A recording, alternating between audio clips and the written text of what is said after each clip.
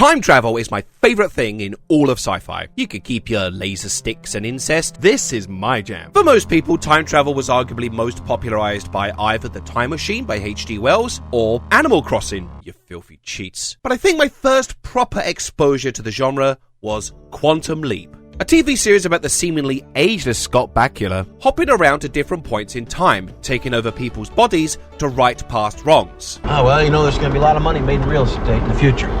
Really? Come on, Donald. Hello, Mr. Trump. Most of the time. Because of this show, and this is absolutely true, I sometimes imagine someone quantum leaping into my body and wonder what they'd think of me based on the context clues around me. Oh, he's a cuck. But this show raises some questions, and not just the weird religious elements. God elected Dr. Beckett back into 56 just to help Buddy Holly with the lyrics to Peggy Sue?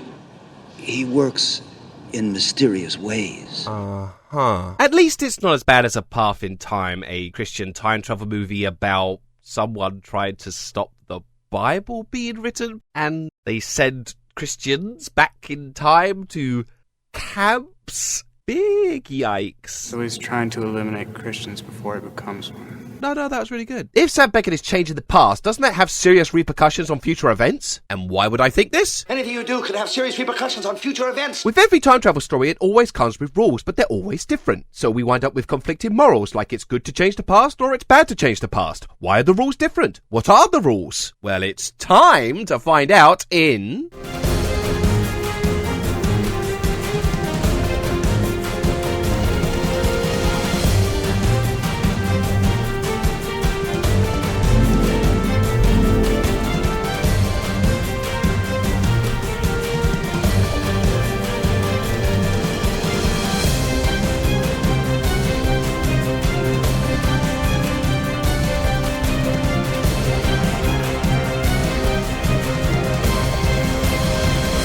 What did you think of that intro sequence? Pretty cool, right? And I was able to make it entirely with this video's sponsor, Filmora 9. Filmora 9 is an easy-to-use video editing software with tons of transitions and filters, along with video recorder, picture-in-picture, audio fine-tune, and more. See how I made this part of the video? I split the video like this, drop on the filter effects, add the transitions, and done. I especially love the fact that if you change your mind on the transitions, you can just drag and drop a different one and it will automatically replace it. Easy. Then drop this flashy element on top, a couple of sound effects, and done. So if you're just starting out on YouTube and you need a video editor that's perfect for beginners, download Filmora 9 in the description below. You could download a trial version completely free, which includes all the full version's features, making it a perfect try before you buy package. These are trying times, so I'm extra grateful to the backers on Patreon, but also for sponsors, which help sustain this channel while helping to support me and my family. So, thank you, and back to the video. In fiction, there's generally 3 types of time travel. Number 1, the mutable timeline. This is where if you change something in the past, the future will change accordingly. If you kill your granddad, you cease to exist. Changing history in any way will instantly alter time forever. I anticipated your traveling back in time, so I traveled back in time to an even further point. So if we're gonna kill baby Hitler, this is the time to do it. Don't look at me like that, I'm just saying. Hell yeah, I would. Let's take an example from one of my favourite TV shows, Star Trek Next Generation. In the episode Yesterday's Enterprise, the crew encounter a rift in time, just as a starship from 22 years in the past comes through to the present. This immediately alters the present, with the Federation suddenly at war with the Klingons when they weren't before. Enterprise C is sending out a distress call, sir. Audio only.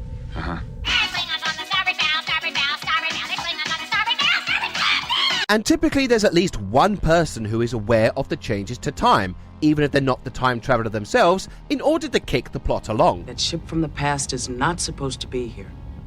It's got to go back. This is all because the starship was taken away from where it was meant to be in the past, immediately altering the events of the present. A Federation starship rescuing a Klingon outpost might have averted 20 years of war. Also known as the butterfly effect. Not that one, nor that one. A principle of chaos theory stating that a minor change can have the knock-on effect of a larger change, no matter how disconnected it may seem. A butterfly flaps its wings in China can cause me to stub my toe in my kitchen. Curse you, butterflies! See, this is what confused me about the movie Looper. If you cut off someone's finger in the past, why does the future version only then lose it?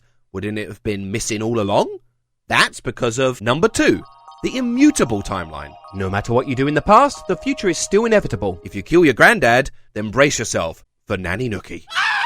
This is where we sometimes see prophecies of the future, or sometimes you might gain something in the present only to leave it in the past for you to gain later, making its true origin a mystery, aka the bootstrap paradox. Google it. Or alternatively, by going back in time to prevent something from happening, you in fact, plot twist, cause it to happen anyway. We can see this demonstrated in the movie Star Trek Next Generation. In the two-parter Time's Arrow, Picard and Data, he's an android, this will be important later, are called to an excavation site to discover the severed head of Data. He's an android, remember. This is important. They figure out that at some point, Data will travel back in time nearly 500 years and die. It has occurred. It will occur. They spend the whole episode trying to stop it from happening, but it happens anyway. But it's okay, because android. What was it like lying in that hole for 1,000 years? I was enjoying it until you guys showed up. Novikov's self-consistency principle states that time travel is permitted as long as the timeline is closed and reverts back to its original state to avoid any paradoxes. But this creates a loop where the occupants essentially lose all free will because they have to do these things because to have true autonomy would destroy the universe and... Oh no, I've gone cross-eyed. There's actually a spin-off idea of the immutable timeline. Number 2A. Fixed points in time. You cannot change major historical events, but you can make small changes to the past without massively impacting the future. A bit like Quantum Leap. After all, he couldn't stop JFK's assassination. No! Look at him. Looks like an angry cat. Or to stick to our granddad example, you cannot kill him, but you can kick your shins. But this, of course, we can turn to one of the most memorable Doctor Who Star Trek Next Generation. In the episode Firstborn, Lieutenant Worf and his son encounter a man who later turns out to be the son from 40 years in the future. He attempts to come back in time to alter his younger self's future from being a diplomat into a warrior in order to prevent his own father's murder. He fails to change his own mind, but changes Worf's own perspective. The boy I was has not changed. But I have. And he comes to accept his son's wishes. In this case, the change doesn't come from altering the past, but to change someone's present actions to lead to a different and presumably better future. So, you know, Scrooge. The Eddache players present a reenactment of A Christmas Carol in Klingon. Knock och ja, Rupsova, knock bekla. Deja? To, Christmas ja. Christmas ja. Oh, wat me vam, ik lekker, ik lukta, kulpu, So in this, time travel doesn't create any big changes on a worldwide scale, only smaller, typically personal changes. This follows Stephen Hawking's wonderfully named Chronology Protection Conjecture. I call it a Hawking chamber. Which says that time travel would be possible on a tiny scale because it's the only way to avoid paradoxes. Which is why this is shown to be policed by, like, time cops or something. Things have to make sense. Unless it's Klingon. Look at ya! Look at ya! Number 3. Multiple timelines. By travelling back in time, you make an alternate timeline, leaving your own history untouched. If you kill your granddad, you only killed this version of your granddad, not your own. He's still out there. This is an easy out for any complicated questions about paradoxes because it's all happening somewhere else. Like a what-if story. Or in other words... Meanwhile, in a parallel universe... This is how time travel was dealt with in the highest grossing Star Trek Next Generation. In the episode Parallels, Worf keeps sliding into different parallel dimensions and it shows different outcomes to past decisions, from flavours of cake to exploding. While not strictly about time travel, it shows the effect of small changes to the past, which he has no memory of because it never happened in his timeline. I do not believe this is appropriate behavior. Even for your wife? My wife! Now we're into quantum mechanics like Hugh Everett's many worlds interpretation, suggesting an infinite number of worlds exists with every single possibility. Do animals talk in this dimension? Because I don't want to freak them out. But that's all. But that's not all, because we also have time loops, just like in the Bill Murray classic Star Trek Next Generation with the excellent episode Cause and Effect, trapping the crew in a destructive loop until they find a way to break the cycle. Time dilation, just like in Christopher Nolan's Star Trek Next Generation with Timescape, where everything moves so slowly it looks motionless. A one-way trip, like future Star Trek Next Generation, in a matter of time where someone from the past gets trapped, and time loops, just like in the Star Trek Next Generation, break the cycle. Time loops, Star Trek break the cycle. Time loops, Star Trek break the cycle. Trapped, time, Star Trek, Oh boy. With so many time travel stories, why haven't we all agreed on one way to tell them?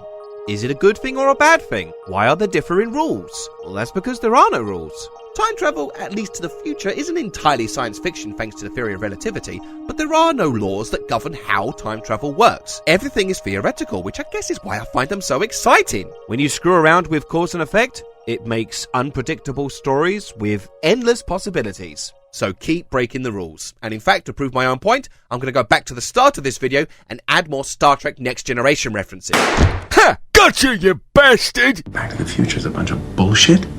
So this video was just a lot of fun to make. I just got to revisit a bunch of my favorite Star Trek episodes and just got to kind of nerd out in general.